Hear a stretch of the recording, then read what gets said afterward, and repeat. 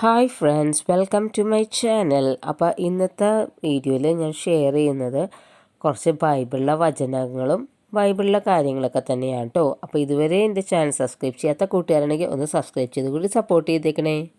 ബൈബിളിലെ പഴയ നിയമങ്ങൾ എടുത്ത് നോക്കിയാൽ നമുക്ക് മനസ്സിലാകും, തോബിയാസ്, അതുപോലെ സാമുവൽ, ഈ പുസ്തകങ്ങളൊക്കെ, അതുപോലെ തന്നെ ദാനിയൽ, ഇതൊക്കെ നമുക്ക് വായിച്ച് നന്നായിട്ട് പോകാൻ പറ്റിയിട്ടുള്ള നല്ല നല്ല കഥകളുണ്ട്. അതേപോലെ തന്നെ ദൈവം ഇടപെടുന്നത് എങ്ങനെ എന്നെല്ലാം നമുക്ക് കാണാൻ പറ്റും.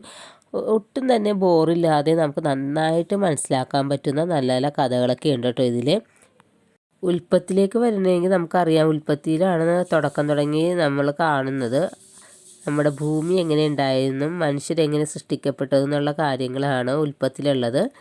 പുറപ്പാടിൻ്റെ പുസ്തകത്തിൽ നമ്മൾ നോക്കുകയാണെങ്കിൽ മോശ ഇസ്രായേൽക്കാരെ ഈജിപ്തിൽ നിന്നും എങ്ങനെയാണ് രക്ഷിക്കുന്നതെന്നുള്ള ഇതൊക്കെയാണ് പുറപ്പാട് നമുക്ക് കാണാൻ കഴിയുന്നത്. എന്നാൽ ലേവ്യറിൻ്റെ ഇത് വരാൻ നേരത്ത് ഓരോരോ നിയമങ്ങളാണ് കേട്ടോ വരുന്നത്. നമ്മൾ പാപം ചെയ്താൽ എന്ത് ബലി ചെയ്യണം, അങ്ങനെ പല പല കാര്യങ്ങളാണ് ലേവ്യറിൽ കാണിക്കുന്നത്. എല്ലാം നിയമത്തെ പറ്റിയുള്ള, പരിഹാര ബലിനെ പറ്റിയുള്ളതൊക്കെയാണ്. എന്നാൽ ഉൽപ്പത്തിയിലൊക്കെ ആണെങ്കിൽ പോലും നല്ല നല്ല ശക്തമായ വചനങ്ങൾ ഉണ്ട് കേട്ടോ നമുക്ക് ചൊല്ലാൻ വേണ്ടിയിട്ട്. അതൊക്കെ ഞാൻ പിന്നീട് പറഞ്ഞു തരുന്നതായിരിക്കും. സംഖ്യയിലും നല്ല നല്ല വചനങ്ങളൊക്കെ എല്ലാം ഉണ്ട്.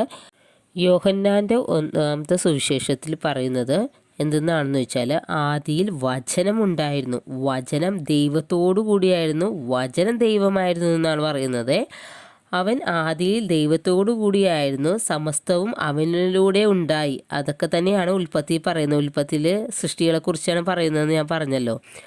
അതുപോലെ പിന്നെ എഴുതിയിരിക്കുന്നത്, ഒന്നും അവനെ കൂടാതെ ഉണ്ടായിട്ടില്ല, അവനിൽ ജീവൻ ഉണ്ടായിരുന്നു, ആ ജീവൻ മനുഷ്യരുടെ വെളിച്ചമായിരുന്നു, ആ വെളിച്ചം ഇരുളിൽ പ്രകാശിച്ചിരുന്നു, അതിനെ കീഴ്പ്പെടുത്താൻ ഇരുളിന് കഴിഞ്ഞില്ല. ഈ വചനം നല്ല ശക്തമായ വചനം തന്നെയാണ് കേട്ടോ. ഇത് നിങ്ങൾക്ക് പറ്റുമെങ്കിൽ 1-ാം അധ്യായത്തിൽ 1-ാം വാക്യം തുടങ്ങി 5-ാമത്തത് വരെ നിങ്ങൾക്ക് സ്ഥിരം ചൊല്ലാവുന്നതാണ്. ഇത് എൻ്റെ ഇതല്ല കേട്ടോ, വാക്കല്ല, ഇത് ദാനിയേലച്ചൻ പറഞ്ഞു തന്നതാണ്.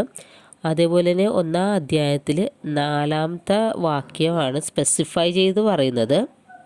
അവനിൽ ജീവൻ ഉണ്ടായിരുന്നു, ആ ജീവൻ മനുഷ്യരുടെ വെളിച്ചമായിരുന്നു, ആ വെളിച്ചം ഇരുളിൽ പ്രകാശിക്കുന്നു, അതിനെ കീഴ്പ്പെടുക്കാൻ ഇരുളിന് കഴിഞ്ഞില്ല. അതായത് വെളിച്ചത്തിനെ ഒരിക്കലും ഇരുളിന് കീഴ്പ്പെടുത്താനാവില്ലെന്നാണ് പറഞ്ഞത്. അതായത് ഒരിക്കലും അന്ധകാര ശക്തിക്ക് പ്രകാശത്തെ നശിപ്പിക്കാനാവില്ലെന്നാണ് പറയുന്നത്.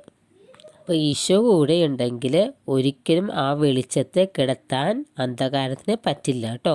വചനത്തെപ്പറ്റി തിമത്തിയോസിൻ്റെ 4-ാം അധ്യായം 9-ാം വാചകത്തിൽ ഇങ്ങനെയാണ് പറയുന്നത്, വചനം വിശ്വാസയോഗ്യവും തികച്ചും സ്വീകാര്യവുമാണ്. ഈ ലക്ഷ്യത്തെ മുൻനിർത്തിയാണ് നാം അധ്വാനിക്കുന്നതും പോരാടുന്നതും. എല്ലാ മനുഷ്യരുടെയും വിശ്വാസികളുടെ രക്ഷകനായ ജീവിക്കുന്ന ദൈവത്തിലാണ് നാം പ്രത്യാശ അർപ്പിച്ചിരിക്കുന്നത്. അപ്പം നമ്മൾ ഓരോ വചനങ്ങൾ ചെല്ലുമ്പോഴും പ്രത്യാശ വെച്ചുകൊണ്ട് വേണം വചനം ചെല്ലാൻ. എങ്കിൽ മാത്രമേ നമ്മുടെ ജീവിതത്തിൽ അത് പ്രാവർത്തികമാകുകയുള്ളൂ. നമുക്ക് അടുത്ത വീഡിയോയിൽ ഏതൊക്കെ വചനം എങ്ങനെയൊക്കെ ചൊല്ലിയാണ് നമുക്ക് ജീവിതത്തിൽ അനുഗ്രഹമായി തീരുന്നതെന്നൊക്കെ നമുക്ക് അടുത്ത വീഡിയോയിൽ പറയാം. അപ്പോൾ എന്തു വന്നാലും വിശ്വാസത്തോടെ നമുക്ക് ചെല്ലിയാൽ മാത്രമേ നമുക്ക് അനുഗ്രഹം ലഭിക്കുകയുള്ളൂ. ഭൗതികമായ കാര്യത്തിലും മാത്രമല്ല, ആത്മീയമായ കാര്യത്തിലും കൂടി നമ്മൾ വചനം പ്രായോഗികമാക്കേണ്ടതാണ്. അപ്പോൾ നമുക്ക് അടുത്ത വീഡിയോയിൽ കാണാം. ദൈവം എല്ലാവരെയും സമൃദ്ധമായി അനുഗ്രഹിക്കട്ടെ. ആമേൻ.